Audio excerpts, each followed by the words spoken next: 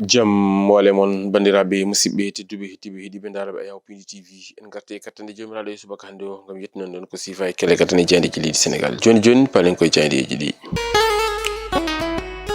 Altine sappo e joyi lewru décembre hitande ujunnaje ɗiɗi e nogas e joyi ko sifa e kelle gadane jandeji leydi Sénégal eɗen puɗɗoro e jande Vox Populi kamɓe musidɓe jandiyankoɓe ɓe garti koye hoorejo leydi ndi Bassirou Diomaye Diakhar Faye mo ganduɗa kay toɗɗama toon to présidence de la commission wonande kay toon to CEDEAO ɓe mbitande konko hoorejo leydi ndi tugui hitande ujunnaje ɗiɗi e nogas e jeegom ha hitande ujunnaje ɗiɗi e capan tati ko kanko woni e dow gardigu nden ɗon on ɗon commission mo ganduɗa kay commission de la CEDEAO hono no wiiri e jande nde kamɓe musidɓe jandiyankoɓe ɓe gartini kadi e Madiambal Diagne alhaali muɗum ko yowiti extradition muɗum ɓe kolliti kay wonande ɗum ganduɗa kañum woni leydi France kañum waɗi opposé wonande kay e leydi Sénégal ɗum koko yowiti e indépendance de la justice hono no wiiri kamɓe musidɓe men e jandiyankoɓe ɓe gartini kadi e Pape Thiaw Keblo keppogende joom leydi Sénégal e ngol ɗon doggol nogas e jeetato ɓe ganduɗa kay o ɓayyini ɗum koko yowiti e jogorɓe hande Sénégal e ngel ɗon kawguel africain ko wel hitande ujunnaje ɗiɗi e nogas e joyi hitande ujunnaje ɗiɗi nogas jeegom baɗo wel toon to leydi Maroc ɗo e balɗe sappo hono no wiiri kamɓe musidɓe men jandiyankoɓe ganduɗa kay kañum woni jande wiyetende jande Vox Populi ƴeewi en jande quotidien kamɓe musidɓe men jandiyankoɓe ɓe garti ko on ɗon débat ko yowiti e gartirgol Madiambal Diagne ɗo e nder leydi ndi ɓe mbitande ko France gartini ko mbo yowiti haali on ɗon leçon diplomatie wonande kay hakkude leydi Sénégal e leydi France ɓe golliti noon on ɗon biyeteɗo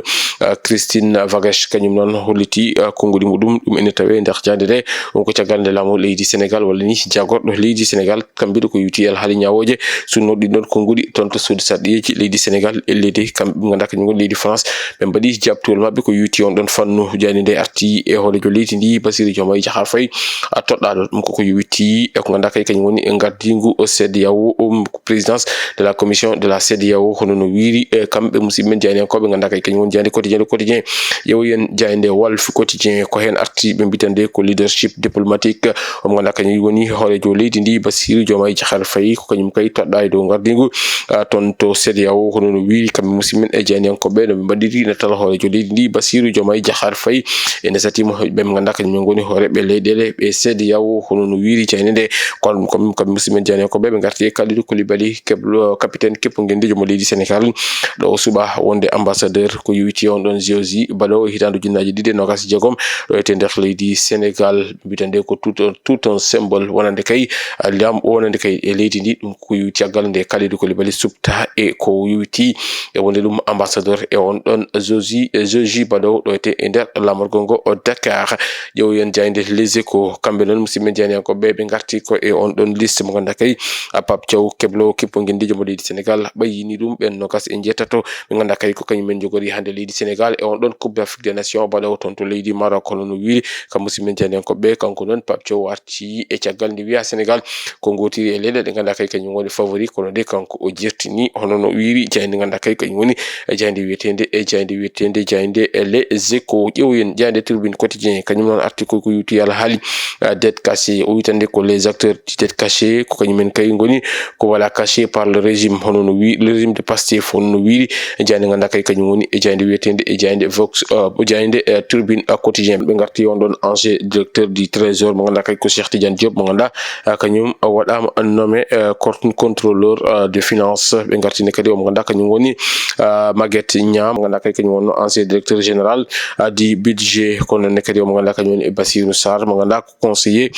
technique auprès du ministre de la finance ɓe gartine kadi omo ganduɗa kañum woni biyeteɗo Al Amin Lo mo ganduɗa kañum kadi ko ancien directeur national banque BCEAO tawateɗo ɗo ete nder leydi ndi hono no wiiri jande kamɓe musidɓe jandiyankoɓe ɓe garti tan ko e ɓen ɗon ɓe guinniri les acteurs de la dette cachée donc no kamɓe noon goni caché par la régime woni jande Tribune Quotidien ƴeewoyen jande Source A kamɓe musidɓe men jandiyankoɓe ɓe garti koye on ɗon mo ganduɗa kay hoorejo leydi ndi Bassirou Diomaye Diakhar Faye caggal nde o toɗɗa e dow gardigu commission de la CEDEAO ɗum ko caggal gal ɗon pottal bannogal hooreɓe leyɗele de la CEDEAO ɓe garti noon kadi e kanko hoorejo leydi ndi ɓe wona e Pelé omo ganduɗa kañum woni président Léopold Sédar Senghor wondude e Pele Abdou Diouf hani mo ganduɗa kañum woni Abdoulaye Wade kam e Macky Sall kam musidmen jeyankoɓe ɓe garti ko yuti ala haali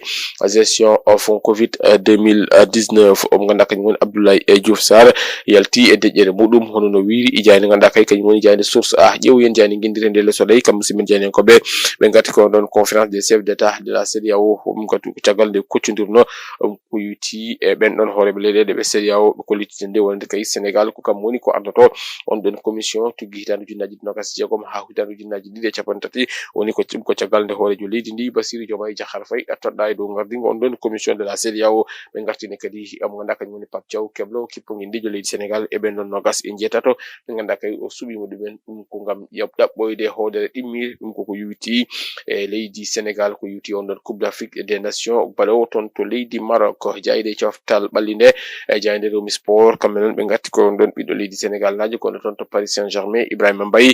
ɗo waɗimo promettre o mo ganduɗa kañum woni Luis Enrique Keblo on ɗon kippo mo ganduɗa kay kañum woni mo Paris Saint-Germain ɗum ko caggal nde coupe d'Afrique o gasi hono wi jayde ganduɗa kay kañum woni jayde Rewmi quotidien bandiraɓe musidɓe tedduɓe hettiɓe yiɗiɓe ndaara waɗa filtiji ko ɗum ɗon kadi temmere ɗumɗano festival sénégal mi wiyata jandeji leydi sénégal adi meɗen en wini jandeji on ko jangata leydi kono nden min jon dokkoɗo saari kamɓe ɗum programme ɗum tv al jarama